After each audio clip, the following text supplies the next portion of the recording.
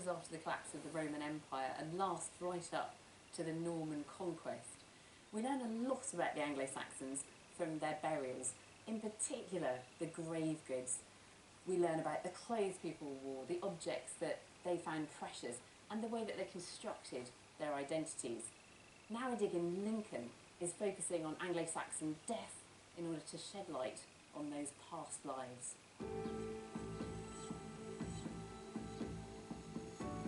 This site is on a farm not far from the Lincolnshire coast, just outside the tiny village of Scremby. First discovered by a local metal detectorist, it's a hilltop cemetery containing almost 100 graves dating back to the early Anglo-Saxon period in the 6th century AD. Digging for Britain first visited the site last year, when Dr. Hugh Wilmot and his team from the University of Sheffield were starting to excavate the site, which was threatened with damage from agricultural vehicles. They discovered an extraordinary proportion of high-status burials containing precious and exotic grave goods, like these ivory rings, which may have been imported from Africa. This site dates from the migration period in the sort of late 5th, early 6th century, and this is a period when you're starting to get Anglo-Saxon migrations appearing into eastern England and then moving into central England after the end of the Roman Empire. Thankfully, the team continued filming their dig diaries after our visit last season. One piece they later uncovered proved to be incredibly rare. Oh, beautiful! It's completely different. A spectacularly well-preserved bronze and enamel bowl.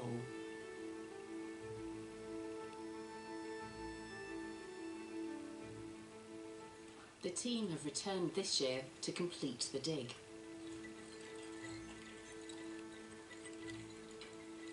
This is the dredge we're excavating this summer, and there are burials right the way across it. They're continuing to find an astonishing array of grave goods, catching their discoveries on their dig diary cameras. Well, earlier on, we started excavating this burial and a bit of iron came up and we weren't sure what it was, but now it's been fully exposed and it's really rather exciting. It's an Anglo-Saxon sea axe, which is kind of like a dagger, so it's bigger than a knife but smaller than a sword. I'm just going to lift the sea axe. Iron weapons are often found in male Anglo-Saxon graves, perhaps suggesting warrior status. Round of applause.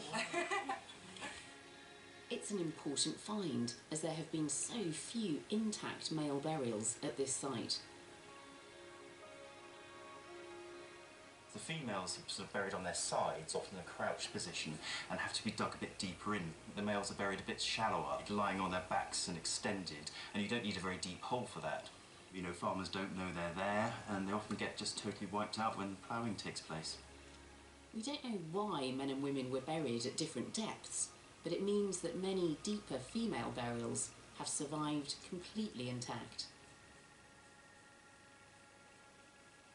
Well, we've just started lifting one of the necklaces on one of the females there, and one of the fine beads that's come up is this rock crystal one. It's obviously a naturally occurring mineral, and it's extremely hard, and it's been polished and smoothed into this really super bead that looks like it was made yesterday. And they're not that common a find.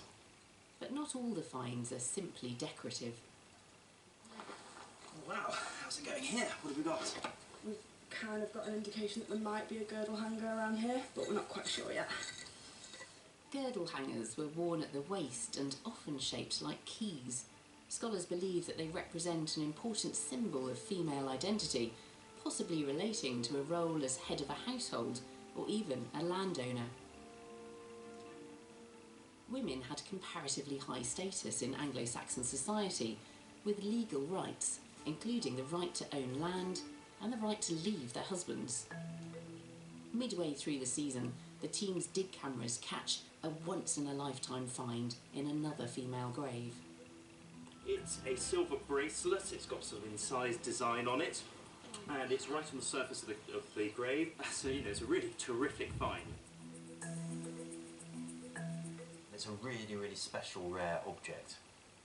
This is the first one like this we found here, and there's probably only about less than half a dozen other ones that have been found nationally, and usually they're associated with individuals thought to be really quite high status. This season has been even more fruitful than last year. We've done 2 seasons of work now, and I think we've learned pretty much as we're going to. The quantity of rare finds in this ancient Lincolnshire cemetery suggests it was reserved for the most high-ranking people in this Anglo-Saxon community. Here you've been back at Scremby again, and you've had some amazing finds coming out of the cemetery. Some quite characteristic Anglo-Saxon finds, but some unusual ones as well. This astonishing pole, I mean, that is absolutely beautiful. Is this an object which has any parallels elsewhere? Well, this is a super object in its own right, Yeah. and it's even more exciting in the context it's in. So it's actually Roman. It probably dates to the 2nd century AD. Really? Yeah. And it belongs to a group, there's about half a dozen similar vessels to this that are known from Roman Britain.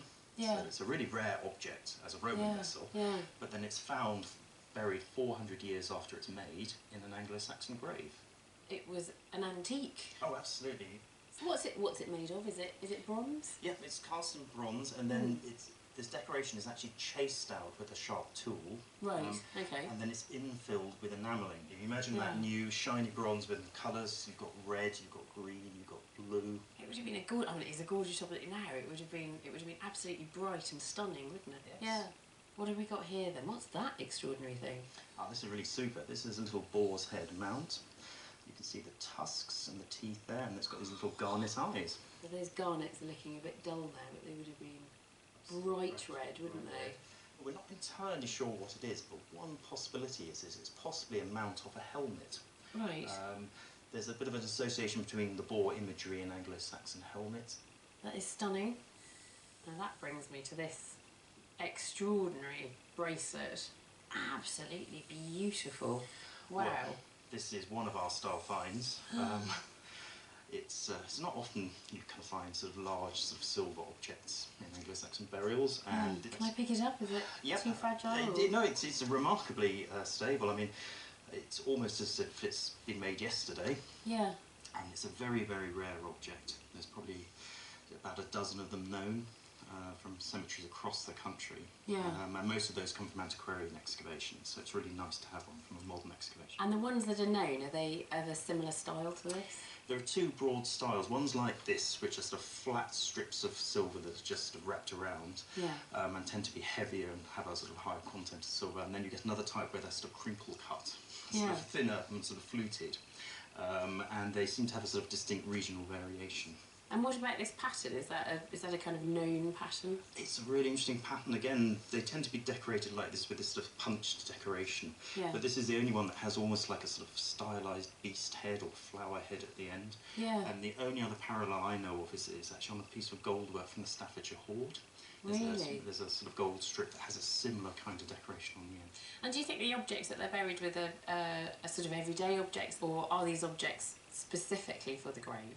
It's difficult to tell that, but I think most of these objects were actually things they were using all the time. So the beads, for instance, are often worn and slightly chipped. Perhaps some of the objects, like the silver bracelet, seem in remarkably good condition, so perhaps they were specifically put in for the burial.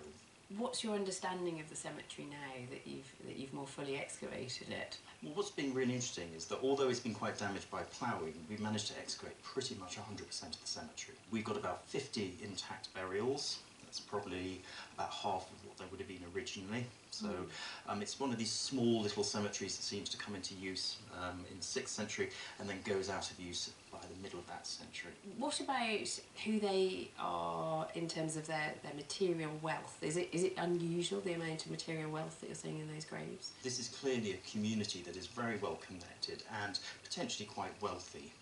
As well, so they are choosing to bury their dead with a substantial amount of material culture. We tend to see these as small isolated communities in the early Middle Ages, but actually they were probably part of a much wider network. Well, they liked nice things, didn't they, quite clearly? Yes. Yeah, but at the moment that is my favourite object of this series of Digging for Britain. It's amazing.